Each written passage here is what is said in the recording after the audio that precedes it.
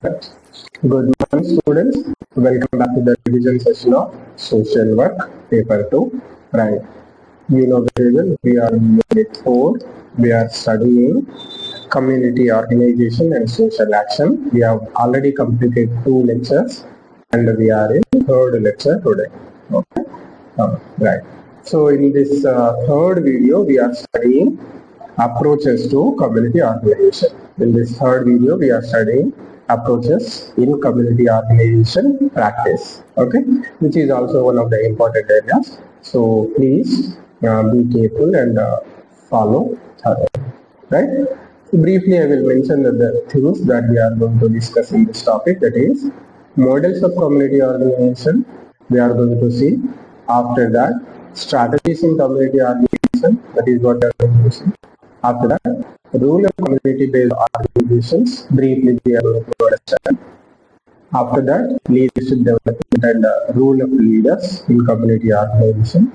And finally, we will see building partnerships and coalitions. Okay, these are the things that we are going to study in this video or see in this video. First, we will understand models of community organization, right? First one is locality development model. First model is locality development model. Where it is focusing on, what is the focus area of this model? The focus area is participation of a broad cross section of the community, to solve local issues. Okay, example you can take. Okay, a region is suffering because of drought. Okay, or drought, and that people in belonging to that region have come together, and maybe they are putting on their efforts to build these water catchment areas, or we can say they are working to develop a watershed in that area. Okay. In this way, they are trying to address the problem of drought or water scarcity. Okay, you can put that in local development model. Right. Second model is social planning model, which is also another important model. What is the focus area of this model? It's a rational, data-driven approach, means fact-based approach to solve specific social problems using expert knowledge. Okay, that we are calling a social planning model, where you are doing a rational and a data-driven approach, where you are taking a rational and a data-driven approach to solve specific social problems using expert knowledge that you have generated over there. Right. Then third model is social action model. What is the focus area of this model? Right? You see, this advocates for rights of the marginalized. It advocates for rights of the marginalized. How? Through conflicts and confrontation. Okay, through conflict and confrontation. Okay, we can call it as social action. That is what we will call it as social action. Famous examples are in the Narmada Bachao Andolan, India against corruption, Anna Hazare's movement also you have seen. Plenty of examples are there. Okay, then the Chipko movement also you can take. Then anti-liquor agitation in Andhra Pradesh. Several examples are there. Okay, you can call it as social action model. After that, you have advocacy model. What is the focus area of this model? It promotes policy change and raises public awareness using lobbying and campaigning. Still, lobbying is legally not allowed in our country, means in India, but in foreign countries it is very much famous. But still, you can do lobbying for community related things. You can meet a member of parliament or member of state legislative assembly and convince them by explaining everything related to a community, the problems of the community. You can explain them and you can encourage them to bring in a policy or an act so that the problem or issue can be addressed. Okay, that is the meaning of lobbying. And campaigning, okay, to change or to bring in the desired change in the beliefs of the people or behavior of the people that are there at the policy making level. Right? That you are calling as advocacy model. Then after that, we have transformative model. What is the focus area of this model? It focuses on consciousness raising, power redistribution, and social justice or social equity. Okay, these are the focus areas of transformative model. It tries to transform. What it tries to transform consciousness of the people, transforms the people or transform the people for power redistribution. Okay, why power concentration is one of the major causes of backwardness and the suffering of many sections of society in our country. That is why you are advocating for power redistribution, and you are also advocating for social justice or social equity. Right. Next, we will examine the strategies in community organization, okay, which is another important area, strategies that you are following. First strategy is capacity building, right? So in capacity building, what is the strategy that you are putting in? That is, you are emphasizing on developing the skills of the group members of people, community members, knowledge, improving their knowledge, and leadership among the community members. Okay, remember, skill, knowledge, and leadership you are trying to build in the members of the community. That is what you are calling as capacity building. Okay. Then second strategy is empowerment strategy. What is it? It is encouraging self-reliance and confidence. How? Through awareness and participation. Okay, this is how you are doing the. You are empowering the people, and you are calling that strategy as empowerment strategy. Okay. After that, another important strategy is networking and coalition building. What it is, or what is the strategy used here? He is collaborating with other organizations and stakeholders to enhance the impact of the social action you are taking up. Okay, that is the strategy of networking and coalition building.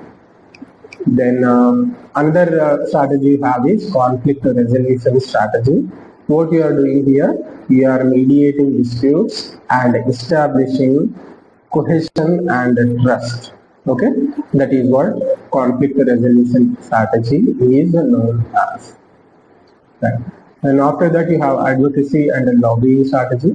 What it is engaging policymakers like members of parliament, members of legislative assembly, them, and institutions which are part and parcel of making policies and implementing policies for legislative and structural change, so that problems of the community members can be addressed. Okay, that is what advocacy and lobbying is.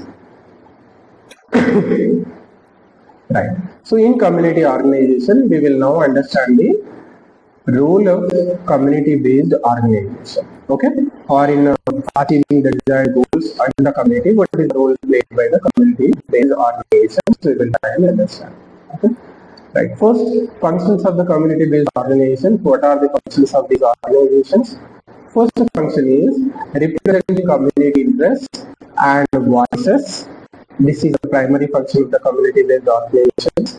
Second is mobilizing resources and organizing community action so that needs of the community are met. After that, providing micro-level services to the community members such as sanitation, education, healthcare, okay, palliative care, many things you can take, okay. So certain micro-level services are being provided by the CBOs, okay. It can be addressing the problems like hunger, okay, drinking water, etc. All these micro-level problems will be addressed by CBOs. After that, another function is they act as intermediaries between the government and the community. I have already mentioned what is the role of civil society organization or community-based organization. They act as a bridge between, on one side, the government is there, on the other side, community is there.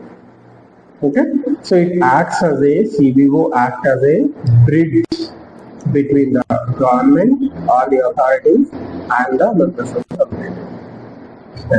After that, another function is they encourage local accountability and sustainability, which is essential for accountability in governance, okay, and sustainability in measures that the government is taking for the benefit of the members of the community. Okay, all these are the functions of the community-based organizations. Right. Types of community-based organizations, you can divide them into some categories. Right. One type of community-based organizations are self-help groups, especially these are women-led groups. Women informally between 10 and 20 will be formed into a group, and basically or predominantly they will belong to or they belong to same socio-economic conditions. They have come together to address their problems, shared problems that they are facing. Okay, that is poverty, etc. Then second type of organizations are village development committees or VDCs. Okay. After that, we have other type of communities, community-based organizations. Those are Mahila Mandals, youth clubs or youth associations. Then you have welfare association. One example is resident welfare association. Okay. These are the examples of community-based organizations. Types of community-based organizations. Right. Then finally, we have to see the leadership development and the role of leaders in community organizations or in community-based organizations. How important it is for leadership development for community organization. How important is leadership development, right? So types of community leaders you can understand. There can be traditional leaders like elders, religious heads. Generally, these people will work as or function as leaders. This type of leadership you will call as traditional leadership. Then second category you have formal leaders. Generally they are elected representatives, NGO personnel. These are formal leaders. Then you have emergent leaders who are youth activists, women leaders, etc. People who have come through agitations, okay, protests, etc. These types of leaders you will call as emergent leaders. Okay, so in this way you can divide the community leaders into various categories. Leadership development components. What are the components that are in leadership development? Right. The first component is identifying the potential leaders within the marginalized group. If a leader comes from within the group, that is a very, very desirable thing. That is why you will first identify the potential leaders within the marginalized group. Okay. Once you identify the person, okay, potential leaders, then you give them training in communication, conflict resolution, and planning. Okay, that is what we will do. If you observe closely the self-help groups, that is what is happening. Many people, self-help groups who are members of the SHAs, we are identifying the potential women there and we are imparting proper training to them and they are becoming, okay. Many women who are part of the self-help groups in many states have become local level leaders like panchayati leaders, block level leaders, and even district level leaders also. Okay. Then after giving or imparting training to them in areas of communication, conflict resolution, and planning, the next component will be you encourage democratic and inclusive leadership styles, okay, from our members who have been identified. Okay. Then after that, we will ensure that there is a successful planning and decentralization is there. Okay, these are the components that are involved in leadership development. And next thing we will study is building partnerships and coalitions, how it is important, why partnerships matter, why it is important, why we have to build partnership, maybe with the like-minded organizations as part of community organization. See, the reasons are they broaden these partnerships broaden the resource base, availability of resources such as technical resources, financial resources, human resources. Okay. Apart from that, they also increase the legitimacy and reach of the programs that we as part of community organization are implementing. Okay.